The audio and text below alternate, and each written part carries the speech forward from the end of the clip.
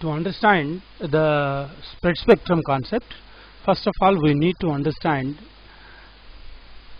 a frequency synthesizer or a frequency synthesis concept.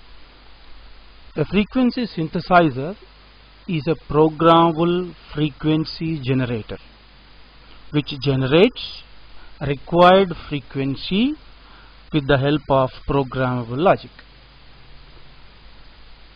This frequency synthesizer consists four important components.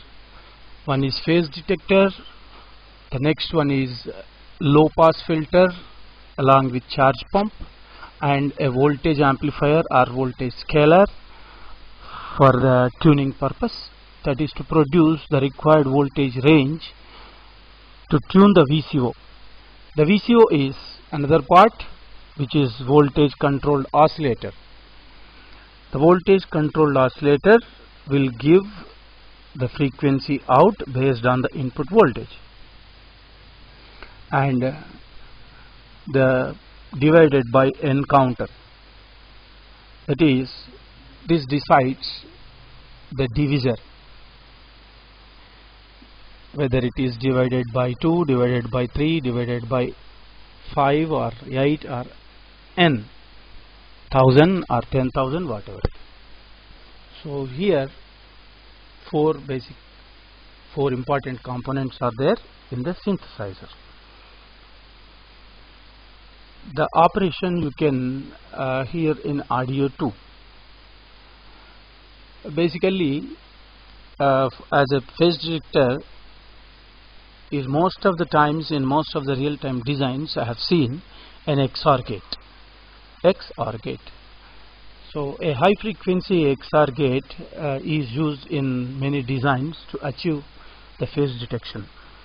The series is 74 AC series. AC series works about 200 megahertz. 200 megahertz signals. It responds to 200 and above frequency signals even. Let us understand the operation of this synthesizer. The reference frequency F is derived from a crystal oscillator that may be a 100 megahertz oscillator or 10 megahertz oscillator divided by X, which is equal to 100 hertz. Like that, it is a fixed oscillator having a reference frequency is about 100 hertz here. This is an example. Now consider the 100 hertz is going to the phase detector input 1. A phase detector is sometimes maybe an XOR gate. XOR gate works as a very good phase detector. In most of the designs, high frequency XORs are used to generate these frequencies or to use the XOR. The XOR is used as the phase detector. Now Fin is the frequency input which is derived from the F out from the VCO. Say in this example, consider we require a 100 megahertz signal, so the VCO is giving a center frequency of 100 megahertz. Say that 100 megahertz is given to a divided by N counter input. Say the division ratio is about 10 to the power of 6. Then if 100 into 10 to the power of 6 is 100 megahertz divided by 10 to the power of 6 is again 100 hertz, which is coming out of or divided by N counter, and which is going as F in to the phase detector.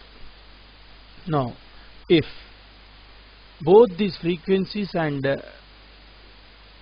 phases are equal, then the output from the phase detector is 0. If they are not in phase, then there exists a small phase difference. Now consider, due to some reason, the VCO frequency F out is lowered or becoming low. say now it is 99.9 megahertz. Then what happens? The output of the divided by n counter will be 99 hertz now. So 99 hertz is going as f in, and f reference is 100 exactly 100 hertz, because which is derived from a crystal oscillator, which doesn't change. Now f in is less than f reference in this case. Then the phase difference here after LPF I have given Vf is equal to k into pi r minus pi n, where pi represents the phase of reference signal and phase of input signal. Now if the pi r is greater than the pi in, then the Vf will be positive. Vf will be positive. Why the pi r is greater than pi in? Because here the frequency is reduced. If the frequency is more, its phase moves faster. Now if it is greater than 0, that is it is positive, that positive voltage is amplified by V amp, then which is used to adjust. That is, if the V tune is raised, then automatically the VCO frequency will be raised, and which will become 100 megahertz now.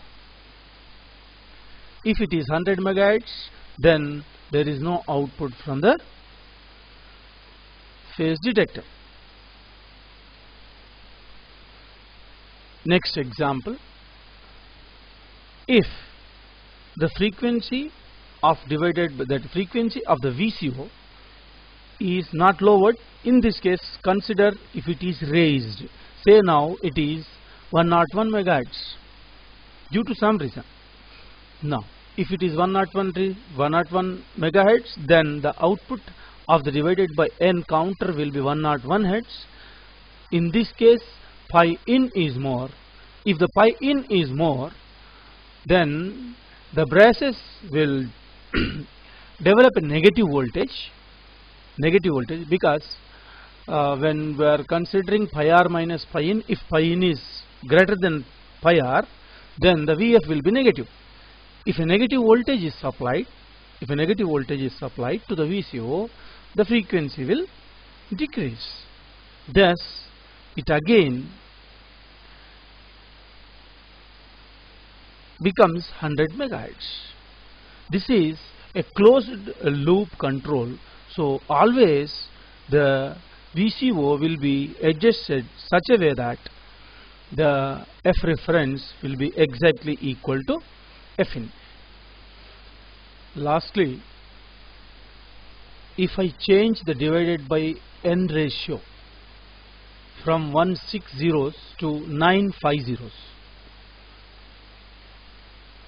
then if that 100 megahertz is divided by 9 followed by 5 zeros, then the output of the divided by n counter will be 111.11 hertz. That is, consider it is 111 hertz. Now the 111 hertz is going as F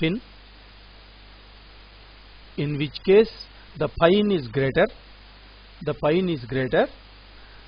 Then if the pi in is greater, a negative voltage will be produced. That negative voltage will reduce the VCO V tune, in which case the pi in is greater.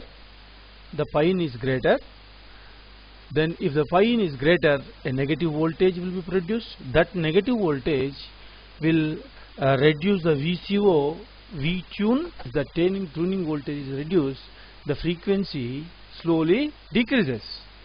If that frequency is decreasing, then when it becomes 90 megahertz divided by again 9 followed by 5 zeros will give us 100 hertz again output from the divided by n counter.